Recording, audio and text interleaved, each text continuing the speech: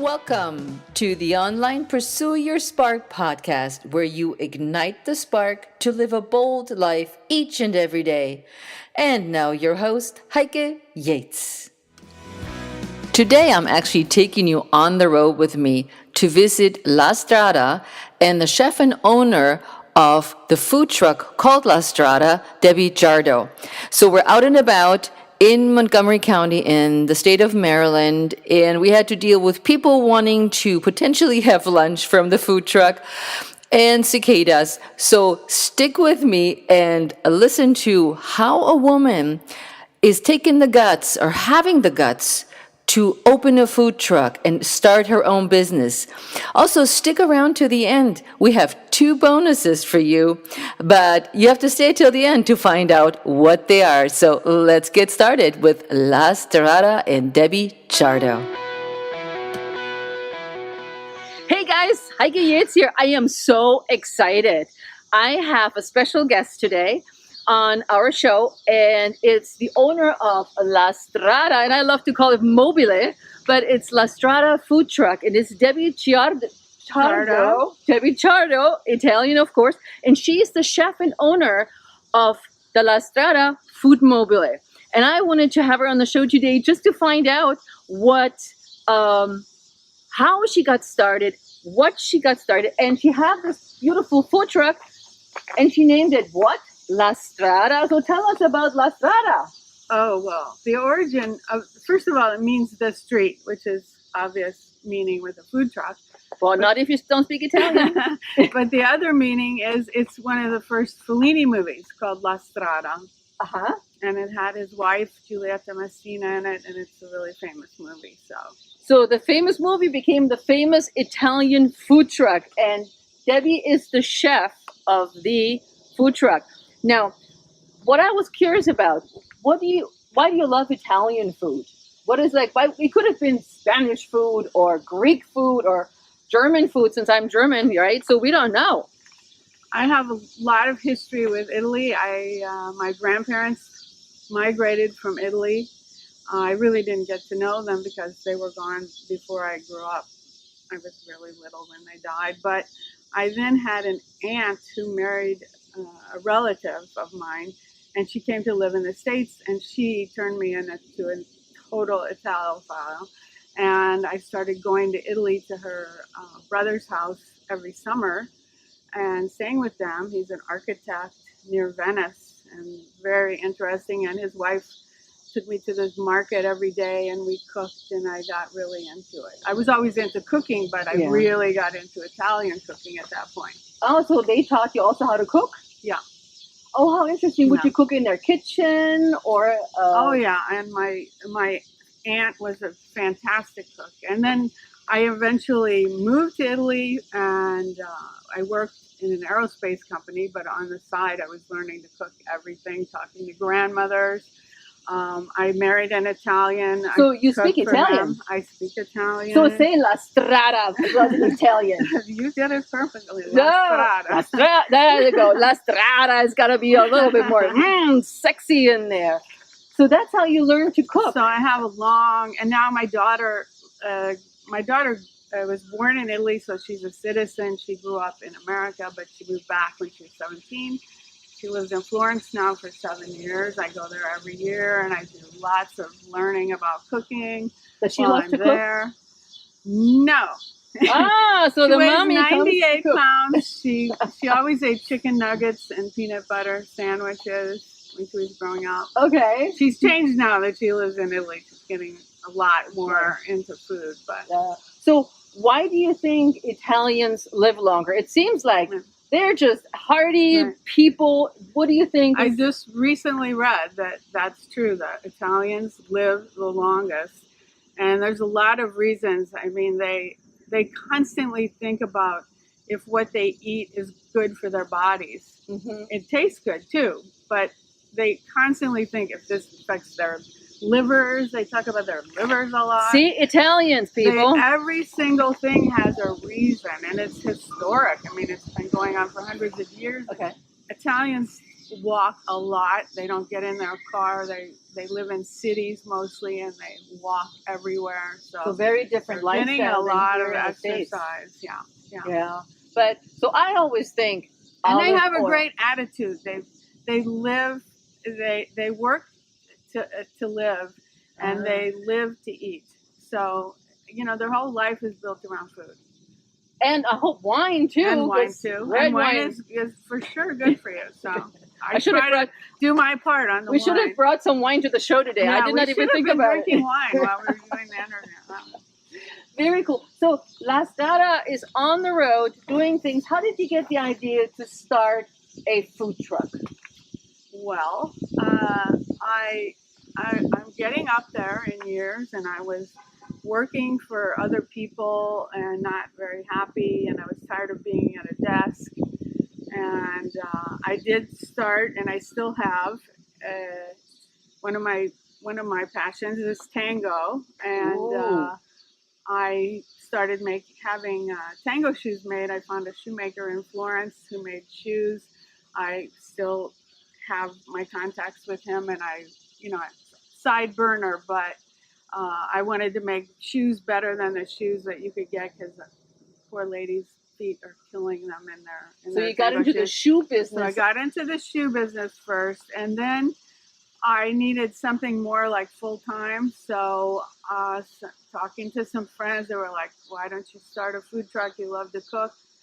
You don't have to put all the money that you would have to do for a restaurant, and you don't have to totally give 100% of your time. You can work when you want." So I went out and true entrepreneur. Found a company that transforms old FedEx trucks into food trucks. Oh, this is an old FedEx truck. Yes. Oh, how cool! So who painted that truck? Well, it's actually called a wrap. It's not even painting. It's like you can't even scratch it off. It's a system where they have these giant tables. You give them your artwork on the computer. They put the design on these giant strips of almost like wallpaper. They place it on the truck, and then they put it in a very hot room, and it goes, and it just sucks onto the truck. It just How can't cool go is off. that? That's It's called very a cool. wrap. A wrap. Who knew? Wrap. I always thought a wrap was something to eat or wrap of a show, but hey, we're learning something new. So you got this truck, you wrapped the truck, you had to buy a stove, I'm assuming. Well, the company they looked at my menu and designed my truck around what I was going to make. So I have a flat top grill, which is what I use to make paninis. I have a 6-burner stove. I have an oven. I have a refrigerator. They designed the whole thing so that I could make my food that I want to make. will check this out in the cooking awesome portion company. of this program. So, It's called East Coast Custom Coaches, if you're ever looking East Coast for Custom somebody. Coaches. We'll I'll put give it in them the a show shout out. notes. Yeah. We'll put it in the show notes for you. Yeah. So now you have your truck. Can I ask how much would that cost to outfit a truck like this? It was, I would say, with the truck itself and the kitchen building, plus the wrap, plus all my cooking equipment, plus my initial permits and licenses and all that kind of stuff would be about $70,000. So $70,000. And that's for a used truck. If you get a brand new truck, I mean, my FedEx truck was like a 1998, so that's with an older truck. Yeah.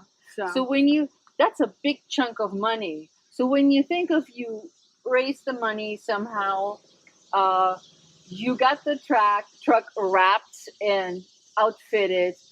If another woman would think, oh man, I want to start my food truck in my German cooking business, right? What would you say the biggest obstacles are to opening the food truck? Well, there's not getting the money probably is the first one. It's the first one. But because nobody's going to give you a loan, that's the problem. I couldn't get a loan from anybody because I never had a business before. So nobody gives you a loan. So no small business owner loan or even first-time women-owned businesses. That's very common here in Maryland where we are. The SBA, you have to match.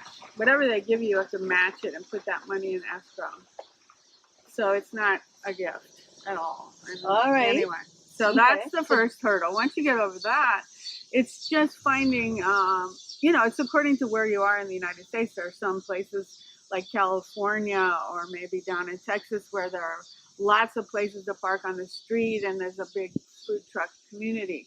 I'm in a place where in the county where people are just starting. So the hardest thing is to find jobs.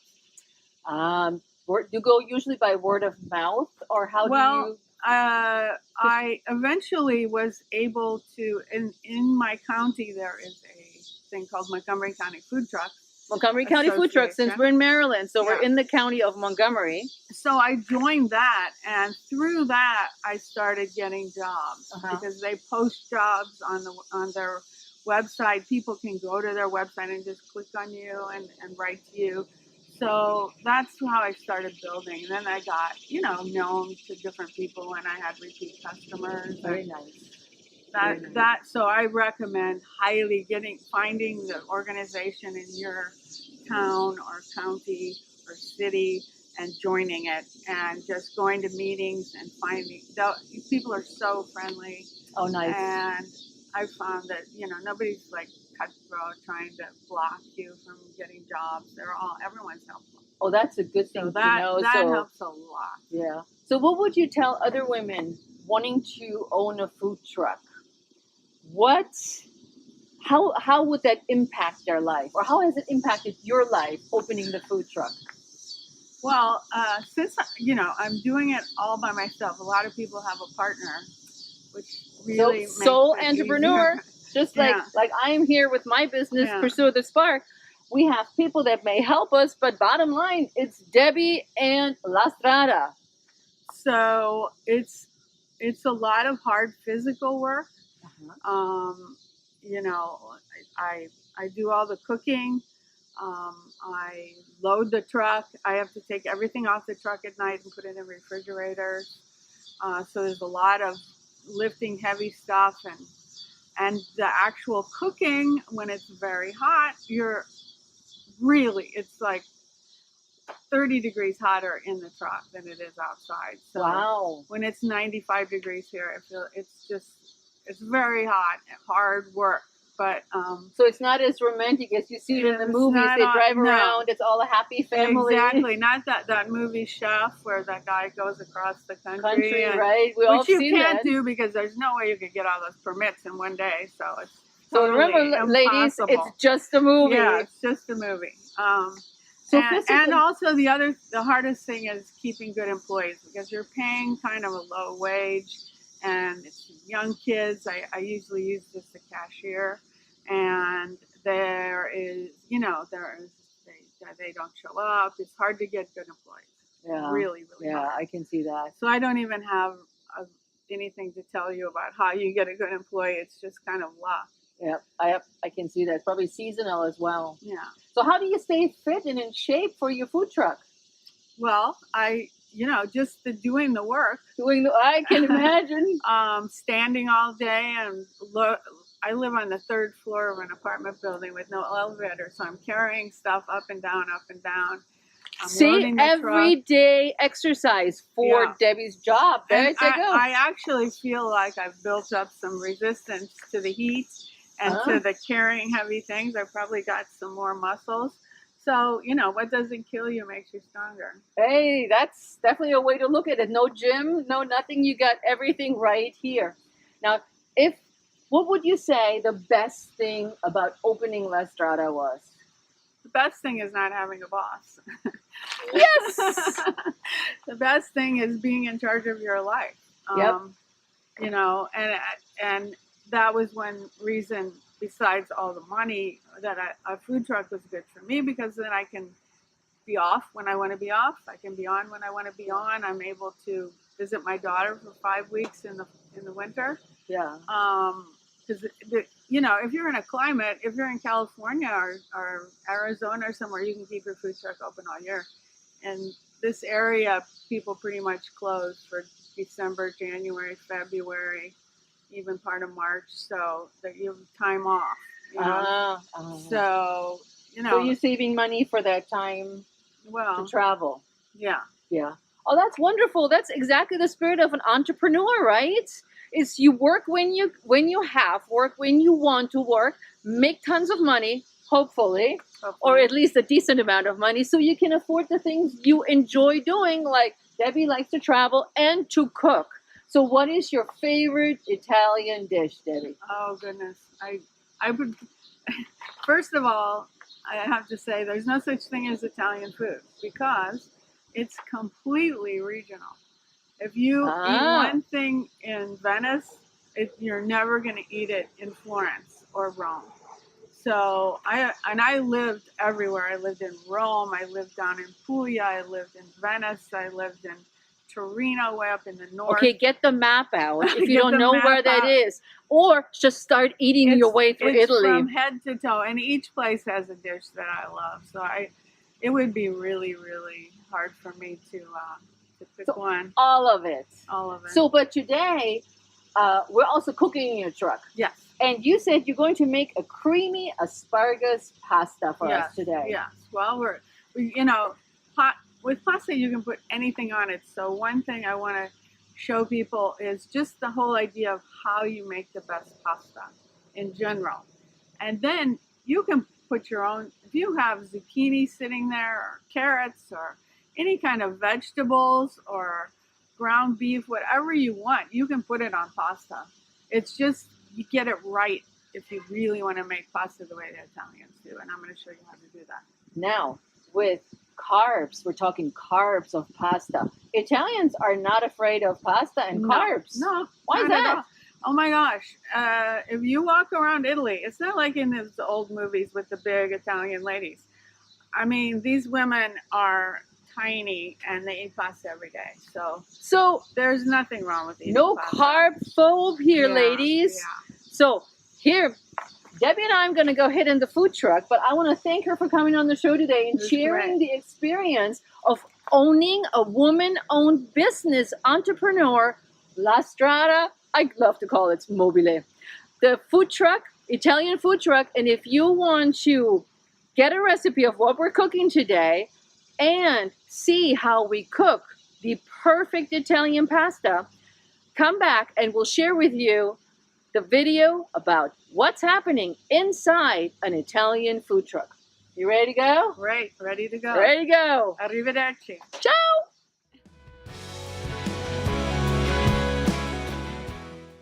So now you know the surprise is out. We are cooking inside the food truck, but it was really hard to do an interview there because you can't really see what Debbie is cooking up.